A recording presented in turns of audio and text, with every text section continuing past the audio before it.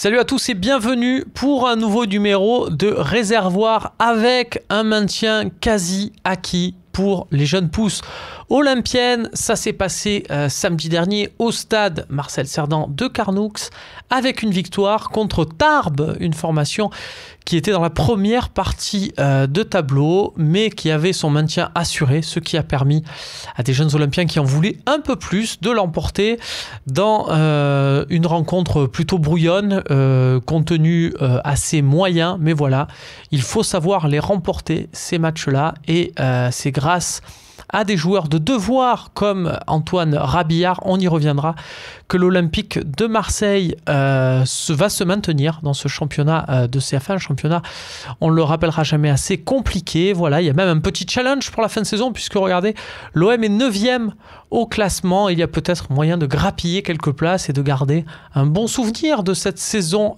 dans l'élite où le maintien sera acquis plus facilement que la saison dernière. Cette compo d'équipe donc pour cette victoire contre Tarbes avec, vous le voyez, Thomas Ubokan qui est venu chercher un peu de temps de jeu auprès de Boubacar Kamara en défense centrale. À noter que c'est Kamara qui commandait la défense. Marazovic, dont on a beaucoup parlé après la victoire de la Gambardella à Nantes, qui faisait sa première titularisation avec la CFA. Et puis Sarri qui confirme Aaron Leia Iseka aligné en pointe, mais qui a dû laisser sa place au bout d'un quart d'heure grosso modo sur blessure. C'est Jean Dinage qui l'a remplacé. La personne qui sort du lot sur ce match, c'est Antoine Rabillard, je le disais, l'attaquant de devoir, un attaquant comme il en faut à ce niveau-là pour aller arracher des succès et prendre les points là où il faut les prendre. Encore bravo à lui pour son abnégation, on le sait. Antoine Rabillard, c'est peut-être pas le joueur le plus technique du monde, mais voilà, il se bat toujours de la première à la dernière minute. Chapeau! Alors après, attention, on le sait, ce n'est pas non plus ce que cherche à tout prix David Lefrappeur sur cette saison. On est là aussi pour former des joueurs. Le contenu du match est donc très important et forcément, l'entraîneur de cette réserve olympienne n'était pas très satisfait à la fin du match de ce qu'il venait de voir. Je suis déçu du comportement technique. Je trouve qu'on avait trop de ralentisseurs de jeu ce soir pour pouvoir donner de la vitesse à notre jeu. On a proposé trop de jeu latéral. Donc forcément, on n'a jamais su mettre l'adversaire en difficulté.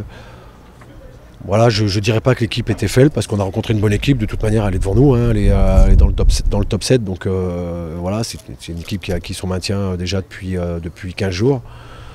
Donc voilà, c'est nous aujourd'hui qui avons été très moyens. Voilà.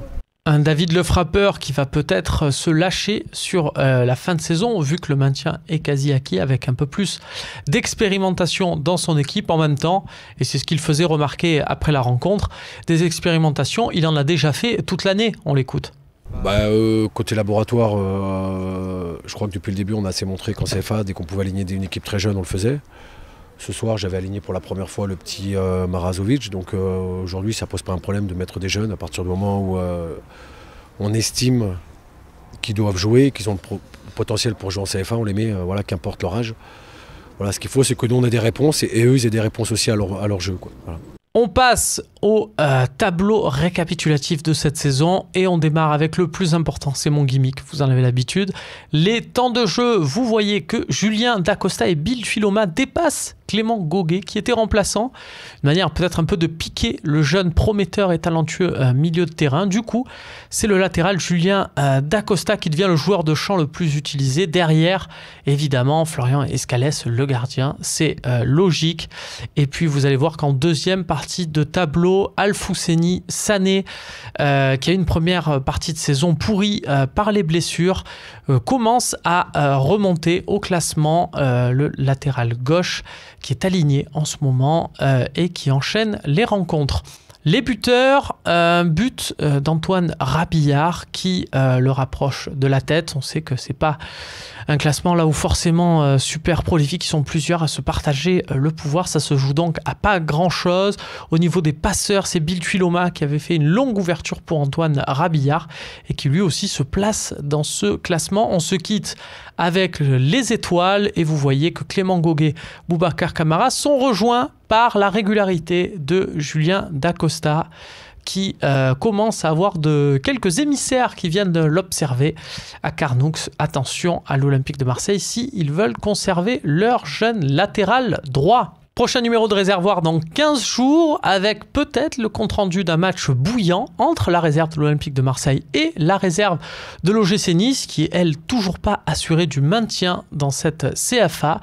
Ce sera donc à suivre dans Réservoir dans 15 jours.